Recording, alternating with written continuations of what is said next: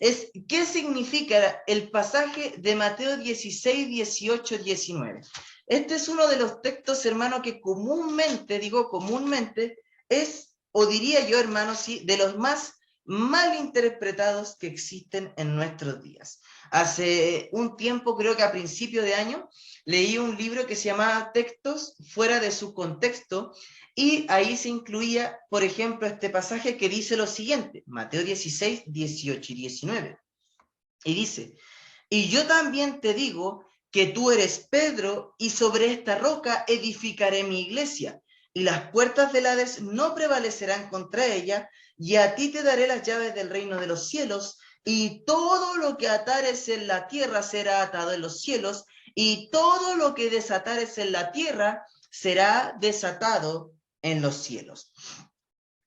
Primeramente, hermano, el significado de estos versículos para nosotros es muy potente para poder entenderlo.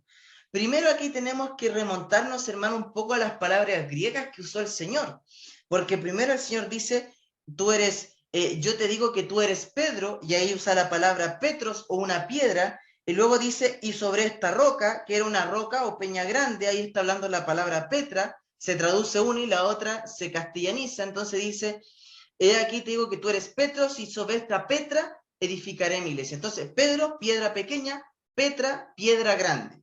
Entonces, ¿qué quiere decir el Señor? Jesús le había puesto este nombre a Pedro, a Simón, se lo cambia, y significa una piedra. A veces se dice de Cefas, que también es Pedro, o Simón, el cual es también la palabra piedra. Pero hermano, algo que debemos ver acá es que Jesucristo, a través de la historia, mencionado como el Mesías, o ya como el Mesías que había de venir, o que vino, o que estuvo aquí, hermano, se menciona como la roca que edificaría la iglesia. Vea conmigo el Salmo 118 para ver una cita antigua y ver que no es una idea neotestamentaria solamente. El Salmo 118, el versículo 22 dice, la piedra que desecharon los edificadores ha venido a ser cabeza del ángulo. Esto quiere decir que aquel Mesías que habría de venir iba a ser una piedra fuerte, una roca. Entonces, el mismo Jesús dice más adelante en Mateo 21, el versículo 42, si usted me acompaña, dice, Jesús le dijo, ¿nunca leíste las escrituras? La piedra que se desecharon los edificadores ha venido a ser cabeza del ángulo. El Señor ha hecho esto y es cosa maravillosa a nuestros ojos. Bueno, se citó este Salmo 118, Jesucristo mismo hablando de él, que sería la piedra angular donde se edificaría la iglesia.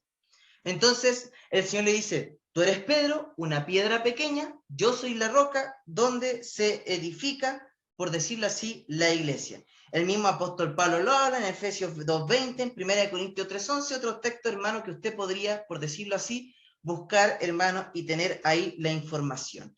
Pero, ¿por qué esto es tan importante para ir entendiendo este texto, hermano? Entonces, el Señor le dice, tú eres Pedro, una piedra pequeña, y yo soy la roca grande sobre la que es edificada esta iglesia. Pero aquí, bueno, entre paréntesis, aquí es la primera vez, hermano, que se menciona la palabra eclesia como tal, un grupo de personas.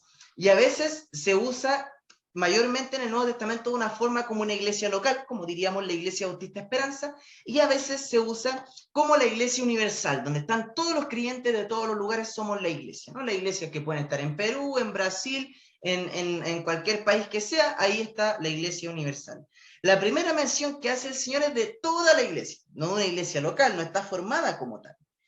Pero, ¿qué está diciendo aquí el apóstol, o qué le está diciendo Jesús al apóstol Pedro? Si le está diciendo que él va a formar toda la iglesia, él siendo la roca principal, pero dice algo de Pedro. Y en el versículo 19 dice, y a ti te daré las llaves. Aquí entra, hermano, una complicación exegética de interpretación con este tema. Porque dice, a ti te daré las llaves del reino de los cielos. No la llave de los cielos, como cree, por ejemplo, hermano, un católico.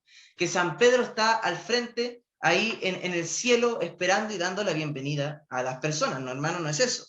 ¿Para qué nosotros usamos las llaves? ¿Para abrir o para cerrar una puerta? Entonces, aquí lo que le dice Jesús al apóstol Pedro ya, yo soy la roca donde se fundamenta toda la iglesia del mundo, pero tú, Pedro, vas a ser quien abra las puertas de esta iglesia. ¿Las puertas a qué? Primero, hermano, a Pedro le fue dado el privilegio de abrir la puerta de la fe a los judíos en Pentecostés. En Hechos capítulo 2, hermano, Jesucristo de alguna manera, envía a su espíritu, a quien dijo que le iba a enviar, y empiezan a hablar en lenguas, en idiomas, para que ellos lo entiendan, y Pedro empieza a predicar, y se abre la puerta de la salvación para los judíos porque creen como mucha gente, miles de personas, como 3.000 personas. Mucha gente cree en el Señor. Entonces la primera llave fue abierta. Si usted recordará, Hechos 1.8 dice que debemos predicar, o ahí se menciona en Hechos que se debe predicar el evangelio a judíos, a también los samaritanos y luego a todo el mundo. Entonces, primero tenemos ahí los judíos. En Hechos 2 se ve esta puerta. Dice, a ti te daré las llaves del reino y todo lo que atares en la tierra será atado en el cielo, y ya vamos a llegar a esa parte, pero estamos ya viendo cómo el Señor, la roca grande, usa esta piedra pequeña para levantar la iglesia. Entonces, toma a Pedro y abre la primera llave, que es Hechos 2, todos los judíos. En Hechos 8:14, ¿qué hace el apóstol Pedro? Va y predica a los samaritanos. Se abre la segunda llave. Ahí ahora solamente están los judíos y los samaritanos. Pero en Hechos 10 ya se abre a todo el mundo porque Pedro va y le predica el evangelio a Cornelio. Si usted cree que esto es, hermano, solamente una coincidencia, dése cuenta que tanto en Hechos 8 como en Hechos 10 se espera que llegue Pedro para que recién caiga el Espíritu Santo a los cristianos o los recién convertidos. ¿Por qué? Porque Pedro iba a ser la señal de autenticidad de que Dios estaba abriendo la puerta de salvación, primero para los judíos, luego para los samaritanos y al final para todo el mundo, ya en Hechos 10 en adelante. ¿Ya? Por eso aquí el Señor le dice, tú eres Pedro, una piedra pequeña que voy a usar para mi iglesia, para fundamentarla en la roca que soy yo, y tú vas a ser quien tenga estas llaves. ¿Quién va a abrir estas llaves? ¿Cómo vamos a saber que se está abriendo el evangelio a estos pueblos? Por ti, Pedro. Pero luego viene una frase que es un poco difícil, ¿no? Porque dice, y todo lo que atares en los cielos, todo lo que atares en la tierra será atado en los cielos, y todo lo que desatares en la tierra será desatado en los cielos. Esto, hermano, tiene que ver con el tema de las llaves. ¿En qué sentido? Que atar y desatar era la forma de hablar de los judíos para prohibir o permitir. Entonces, decía de alguna manera, todo lo que permitas en la tierra será permitido en el cielo, y todo lo que prohíbas en la tierra será prohibido en el cielo. Entonces está diciendo, todo lo que permitas, él abrió las llaves, nunca las cerró. Entonces, si llegó el evangelio a los judíos, tú permitiste que todos ellos llegaran a la presencia del Señor, todos los que creen en el Señor. Si tú permitiste o abriste la llave a los samaritanos, todos los que creyeron van a la presencia del Señor. Y todos los que tú predicaste el evangelio a todos los gentiles y a todo el mundo, todos los que creyeron ya son, por decirlo así, están y tienen su lugar en el cielo. Lo permitiste.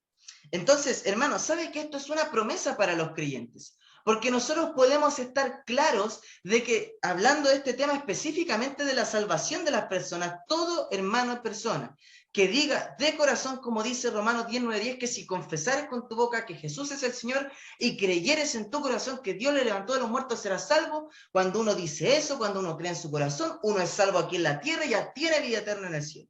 Eso es lo que está hablando aquí, dice, todo lo que ates en la tierra será atado en el cielo. Por eso, hermano, nosotros podemos darle la promesa a las personas que conocemos cuando le predicamos el evangelio y le decimos, ¿sabes qué? Si tú crees hoy en el Señor Jesús como tu Señor y Salvador y te arrepientes de tus pecados, eres hijo suyo y tienes un lugar en el cielo, porque todo lo que se atare aquí en la tierra será atado en el cielo. Eso habla de la salvación. Pero también dice todo lo que desatares. Todos los que rechazan, por decirlo aquí, la presencia del Señor, el evangelio de Cristo, también serán rechazados por el Señor en el día del juicio. Pero es una seguridad y certeza que cada cristiano puede tener.